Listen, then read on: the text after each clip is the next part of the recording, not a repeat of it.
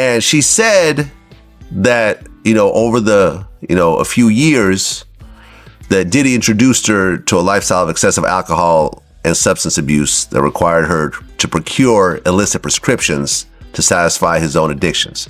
She said Diddy would have other in the open like candy. And at first, Cassie was given prescriptions that he had gotten from his doctor in Miami, but eventually he ran out of pills, so he demanded that she would get her own prescriptions in her own name and then give those to him. Do you know about this at all? Yes. Breaking news: Diddy's legal issues just took an unexpected twist. Moments ago, reports revealed that the FBI found surprising items inside his jail cell at the Metropolitan Detention Center in Brooklyn. These discoveries could change the direction of his case entirely, bringing new questions about the scope of his alleged activities. Filed not only against the defendant, but also against the person who is his friend or supporter who does threaten a witness. And that was the case in the R. Kelly criminal case as well. In a third attempt to get out of jail and tell his trial, Combs is again offering a $50 million bond and promising strict home detention. His attorneys writing in a brief to a federal appeal court judge, quote, sensationalism surrounding his arrest has distorted bail analysis. The FBI reportedly found illegal substances hidden in Diddy's medicine bag inside his jail cell. This discovery could seriously impact his case, adding to the list of serious charges he faces, such as racketeering and trafficking. Finding banned substances in his cell also raises new questions about his behavior while in custody. This medicine bag would be everything that he need, all the Sierras, everything was in this medical bag right here. So, sometime I would get it and look at it and be like, what the fuck is all these people? But he definitely had some doctors in Miami that would write whatever you wanted. And it wouldn't all be in his name. It would be in his assistant's name and anybody else that was around him. Did you ever take yourself? I actually did. Okay. I actually did. Keeping it honest, all right. No, I'm going to keep it all the way honest. It was times where I was up 24 hours, 48 hours. And when you're around this type of situation, you try it. And I actually did try it. I had took ecstasy at that time. And I found myself kind of staying up because of this. You know what I'm saying? And I had to get away from that. And I just stopped taking it. I wasn't hooked or nothing like that. I just stopped taking it. I wasn't hooked or anything like that. I just stopped taking it. After the FBI confiscated illicit substances from Diddy's jail cell, reports suggest the music mogul is now facing severe withdrawal symptoms. Sources at the Metropolitan Detention Center say he has been dealing with intense physical and mental distress since losing access to the medication. Combs has reportedly been going through withdrawal symptoms since being incarcerated. I'm Dr. Frida, and here are 5 things to know about opioid withdrawal syndrome. 1. Opioids are medications or drugs that include fentanyl, Percocet, OxyContin, heroin, morphine. 2. Opioid withdrawal syndrome can be life-threatening. It can start as early as 4 hours after the last use of an opioid, but typically peaks at 48 to 72 hours after the last use. 3. Symptoms may include dilated pupils, nausea, vomiting, diarrhea, fast heart rate, high body temperature, tearing eyes, runny nose, goosebumps. 4. Treatment may include medications like methadone and anti-nausea and anti-diarrhea medicines. 5. If you suspect that you are going through opioid withdrawal, or if you just want to stop using opioids, consult your physician or an addiction specialist. Diddy's former bodyguard, Gene Deal, has made explosive claims stating that Diddy's substance issues date back years, specifically to his relationship with the late Kim Porter. According to Deal, Diddy's addiction was a well-guarded secret among his close circle, but reportedly intensified during his time with Porter. This revelation adds new context to the recent discovery of illicit substances in his jail cell, highlighting the depth of his struggle with addiction. Just after the fight he had with Kim Porter? Yeah, that's the same time, man. That's the reason I knew that shit was serious, because that's what got Puff hooked on drugs. But for the people that don't know the story, right, let the people know what led to, Kim Porter slashing Puffy wrist with a corkscrew. Right. I get a call. It's on a Saturday. And is from Kirk Burroughs and Paul. They were like, yo, Gene, Puff is by himself over at St. Luke's Hospital. I was like, yo, what happened? You say, yo, they say, yo, Gene, you gotta get over there because there ain't nobody, nobody there with him. Blase, this, that, and the third. So I rush over to St. Luke's Hospital. I see Kim, they in the emergency room. Flash my badge, I go up in there. She was in distress herself, whereas that she could have been in pain, she could have been hurting. It's a lot of crazy statements that have been made. And you gotta look at that interview that Jonathan Odie did, bro. You know what I'm saying? That was probably more damaging than Cassie. And that was more damaging than Cassie, because check this out. He said Diddy was transporting liquid cocaine on his private jet. Now, the DEA wasn't involved in this. It was the FBI and the Homeland Security, basically. That's because of the sex trafficking thing. But if they find any of that stuff in any one of his houses, there's a problem. Even if they find illegal guns, the constitutional right goes the right to bear arms, but he had to have licenses for that. So if anybody got illegal guns up in there, if they find any kind of drugs to a high amount, cocaine and weed, I don't think Diddy gonna get charged because what he did, he put everything in his kid's name. In a previous interview, Diddy openly admitted to using psychedelic substances, sharing that he experimented with things like shrooms. He described these experiences as a way to boost his creativity and gain personal insight, framing his psychedelic use as a tool for spiritual and artistic growth. However, with recent discoveries of illicit substances in his jail cell, these past admissions now seem more concerning. Type of guy I'll try anything once with an ambulance outside. And I had an ambulance outside, and I went through the best process. I would not advise this. No, you have to be in the wave of just like into looking for what's past here sometimes to be into psychedelics. But it's something that I wouldn't recommend unless, you know what I'm saying, you was using my man. So I would not advise it to anybody, but I could just speak on my experiences. I took the chance. I'm the kind of guy who tried things with an ambulance on standby, he shared. I went through a careful process, but honestly, I wouldn't advise it. Psychedelics aren't for everyone. You have to be in a certain mindset. It's something I wouldn't recommend unless you understand what I'm saying. I took the risk myself, but I'd never suggest it to anyone else. I can only speak from my own experience. Even one time, I believe I went and picked up something in my name one time. You know what I'm saying? Really? And then you gave it to Diddy? And I just gave it to Diddy, yeah. But he would do that on the regular. So at that point, I thought it was because he was Diddy and just didn't want to go into CVS. But he had doctors that would just write him a prescription for whatever he wanted. Do you think that Diddy at this time was I know he was a junkie at this time. Roger Bond claims that Diddy regularly used his connections to obtain prescription substances, often relying on doctors who would prescribe him anything he wanted. Bond further alleges that Diddy frequently asked his former partner, Cassie, to bring him these medications, suggesting she may have unknowingly enabled his habit. These statements add another layer to the growing controversy around Diddy's alleged substance Diddy use. Combs will stand trial in May on his sex trafficking charges. A judge at a hearing in Manhattan set the trial date, also discussing a gag order imposed on prosecutors and the defense, telling them not to discuss the case or provide any material about the case to the media, to the public. They contend that the government leaked a damaging piece of evidence potentially against Combs when a videotape from 2016 was played on CNN earlier this year. That video shows Sean Combs and his then girlfriend Cassie in a hotel in Los Angeles. It had been a secret, private for many years, but then it came to the forefront and was played publicly on CNN. The defense contends that that tape was leaked by investigators. Prosecutors say they have no knowledge of any leak, and they refute the allegation that they were involved in any leaks. The judge says he will consider potentially having an evidentiary hearing to get to the bottom of that. That won't happen for some time. First, the defense and then the prosecution will submit paperwork outlining their positions on this. As allegations against Diddy continue to grow, Young Miami now faces accusations of supplying him with pink cocaine, also known as 2CB, a potent synthetic hallucinogen that has recently gained popularity in some party scenes.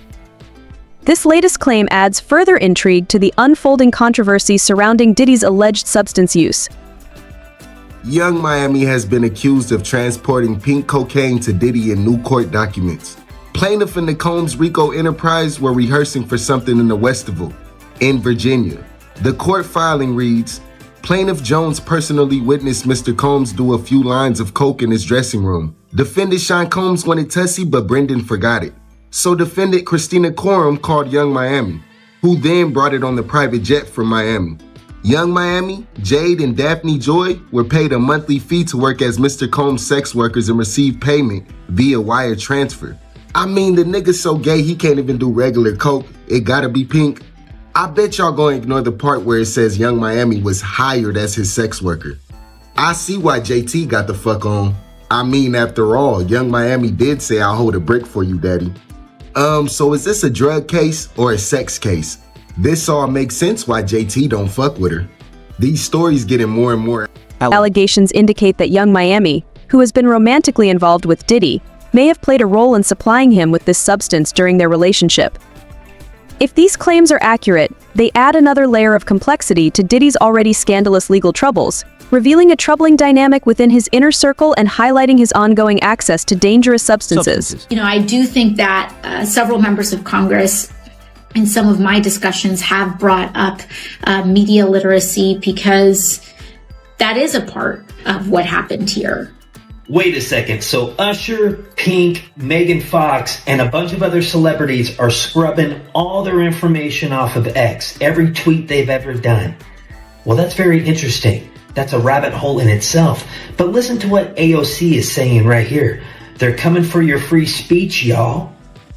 We're going to have to figure out how we rein in our media environment so that you can't just spew disinformation and misinformation. It's one thing to have differing opinions, but it's another thing entirely to just say things that are false. And so that's something Diddy's infamous private parties have always sparked rumors and controversy, and new allegations suggest that drug use was a common feature at these exclusive gatherings. Sources claim that Diddy often used various substances during these secretive events, known for their high-profile guest lists. Described as wild and unrestrained, these parties allegedly saw drugs being used openly by both Diddy and other attendees. Recently, Diddy was arrested following a grand jury indictment on serious charges including racketeering, trafficking, and other criminal activities that have allegedly been ongoing for over a decade. Diddy Combs has been denied bail in connection with the sexual abuse and sex trafficking charges he faces. And as Les Trent reports, the music mogul who once traveled by private jet to all those mansions is now in a jail that is notorious for its bad living conditions.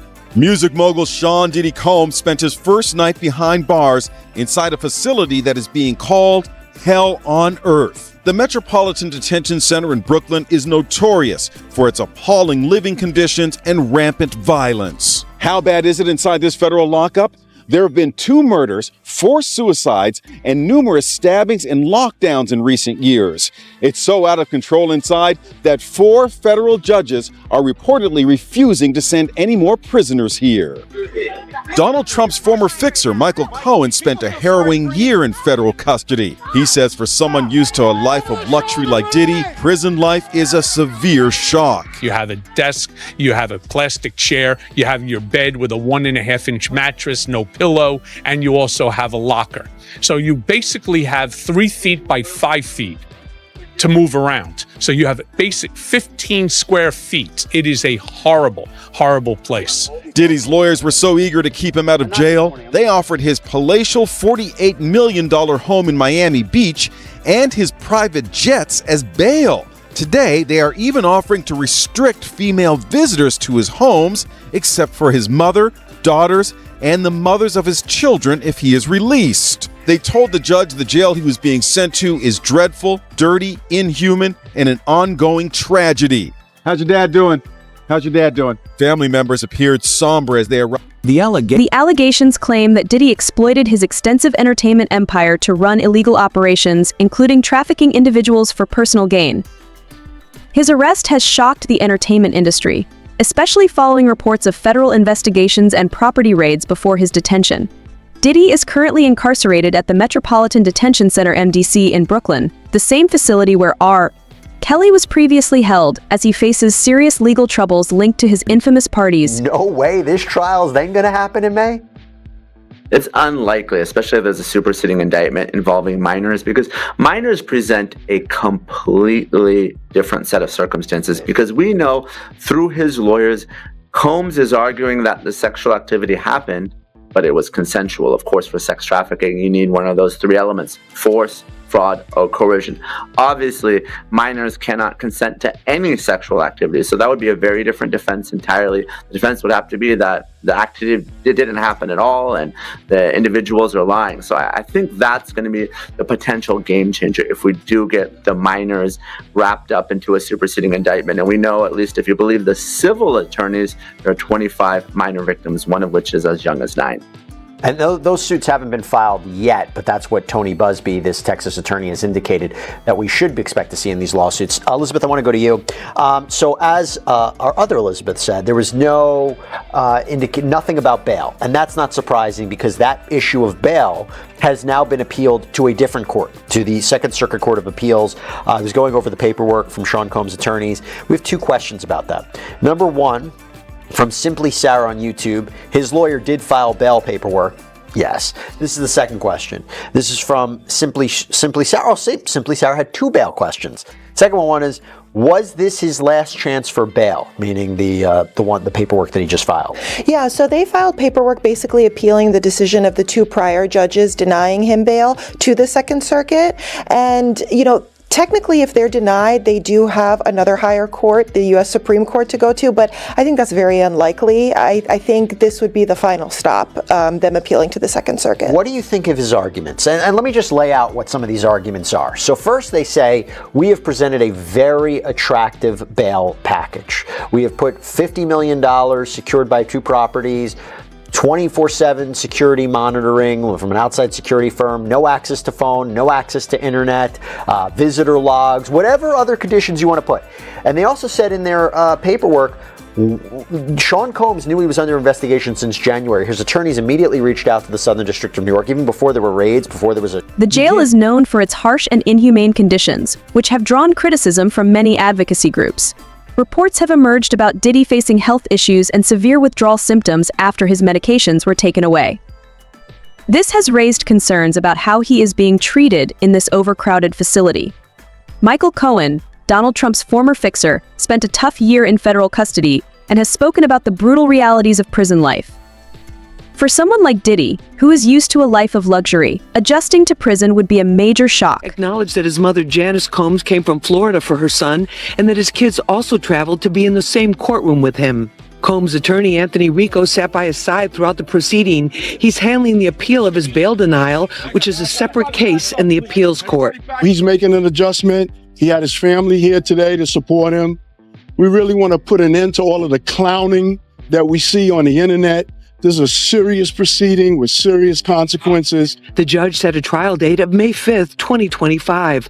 The lead federal prosecutor took issue with Combs' attorney Mark Agnefilo's extensive comments in a TMZ documentary, alleging the government was guilty of racial bias and targeting Combs. Agnifilo complained about government leaks to the media. The result was a mutual gag order. I made a request for the judge to issue what we call the gag order, and the judge is going to issue it on a reciprocal basis. So I'm not going to say anything that I didn't say in my papers and in court. Women's rights attorney Gloria Allred represents some of the accusers of Combs in civil cases and spoke outside the court. It's challenging because for many of them, remembering what they allege he did to them is triggering and traumatizing. Cohen describes the stark realities of prison life, highlighting the huge differences for inmates. Each person has a desk, a plastic chair, and a bed with just a 1.5-inch mattress, no pillow included.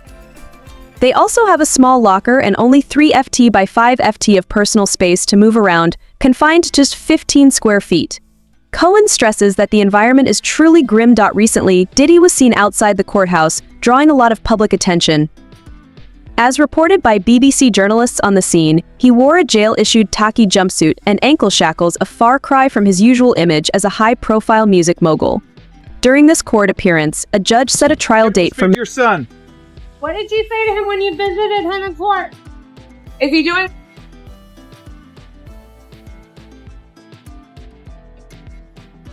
How are you feeling today? Diddy is scheduled for his next court appearance on December 18th, 2024. This important date will be crucial as his legal case progresses following his September arrest and the serious charges against him. He is currently held at the MDC, waiting for a trial that may not begin until next year.